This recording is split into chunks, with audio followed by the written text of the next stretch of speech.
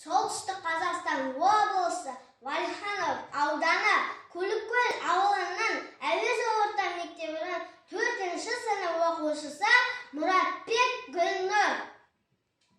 Ахмет Байтұрсынов